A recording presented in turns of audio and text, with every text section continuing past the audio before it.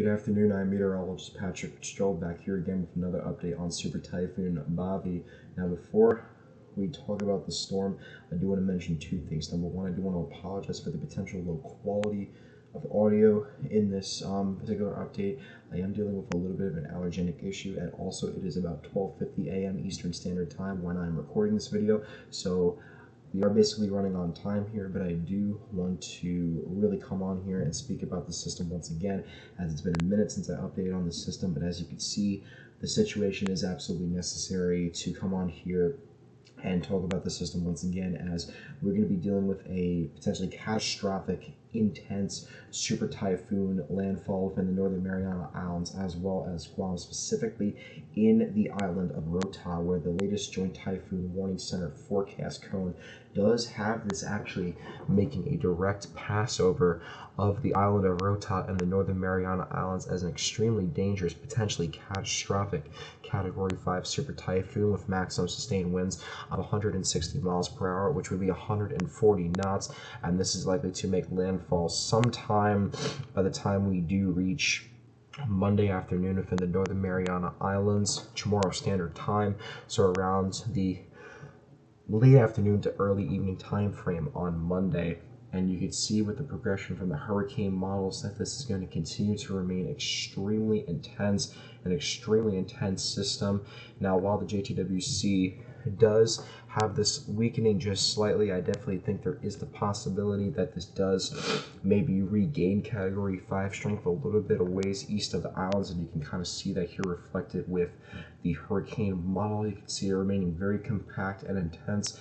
Once it passes through the islands, it likely will undergo another eyewall replacement cycle, although you can't really determine specifics for that far out in terms of this. Hurricane models are typically good at modeling these certain mid-level dynamics and internal fluctuations, so we are likely to, once this peaks, we'll likely deal with another eyewall replacement cycle, but then we'll have to look out for areas of near the Luzon Strait, including Taiwan and maybe even extreme northeastern portions of the Philippines, as likely these typhoon impacts will shift off to the north and northwest, and we'll have to look out for those land masses as well in the near future, in the latter half of the forecast period, once this does clear out of the northern Mariana Islands.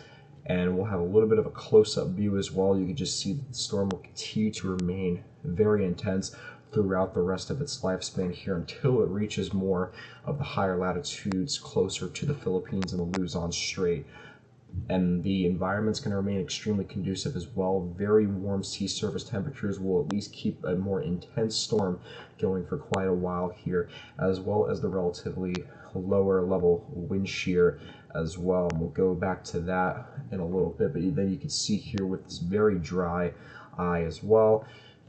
You can also notice here with the very compact moisture bubble around the eye wall, very impressive water vapor structure as well, just indicative of a very impressive system. And back with the environment and specifics, wind shear is going to remain low for right now, although later on in the forecast period we are going to see wind shear rise back up again, so we are going to have a little bit of a weakening curve, although it's going to be a slow and gradual weakening until this moves way out of the way of the northern Mariana Islands as well as Guam.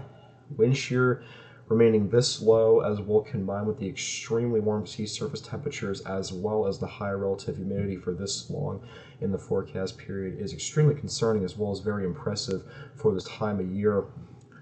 And this is obviously a little bit in part to the El Nino setup that we have in the Western Pacific, pumping all that extremely warm water and moisture into the equatorial Pacific and spreading it downstream into the Western Pacific. But this environment is going to remain in place for a little bit longer, and I'm going to stress here as well, regardless of where this actually goes over, if it goes over Rota, if it goes a little bit north or a little bit south, there's going to be probably some slight wobbles in the track before it actually passes through the islands. There is going to be widespread intense typhoon impacts, and wherever the strongest of the core goes over, that is where we're going to see the most intense, potentially catastrophic impacts. Regardless though, if you are in the island of Rota, specifically the island of Rota, you need to be rushing your preparations to completion immediately. Residents and interest on the entirety of the northern Mariana Islands, as well as portions of Guam, you need to be rushing your preparations to completion as well before the arrival of the storm and the arrival of the typhoon, as well as tropical storm force wind fields, as we're also likely starting to see some of the outer rain bands make its way to the far eastern portions of the islands. This is just a very dangerous, very life-threatening situation setting up for these islands. I'm going to hopefully have another update on the system later on today, within the next several hours. And once again, I do want to apologize for the audio issues, the quality issues. Obviously, I am really stressing here that this is a very, very dangerous situation for these islands, and I figured I'd come on a little bit here this afternoon, tonight in the Eastern time zones, to really give an idea, a quick brief overview of what is to be expected. I'll have a little bit more of a full, in-depth update once I do clear the sinus a little bit and get into the morning hours here on the East Coast. But regardless, please stay tuned to my channel. I'm going to have updates on my social media accounts. You can follow me on my Facebook. All of the links and all of the handles to actually follow my social media accounts are in the bar below, in the black bar with my name, as well as a little bit of a profile pic there. You can see all of my Instagram, my YouTube channel, my Twitter, all of the above. Regardless, please stay up to date with those social media accounts. I'll be mainly focusing on YouTube, Instagram, and Twitter. Also, as well as Facebook. You can find me on all those 4 platforms. TikTok, I'm going to kind of maybe do a little bit of an update here. Maybe I'll try to put out some more short form updates on TikTok. But regardless, stay tuned to all my social media accounts for the latest coverage on this extremely, extremely dangerous super typhoon, which is bearing down on the northern Mariana Islands as well as Guam. And if, like I said, if you are within Rota, you need to be rushing your preparations to completion immediately, as a potentially catastrophic Category 5 super typhoon is 24 to 36 hours out with passing through your region. Thank you so much for watching, and stay tuned for the next video. Thank you.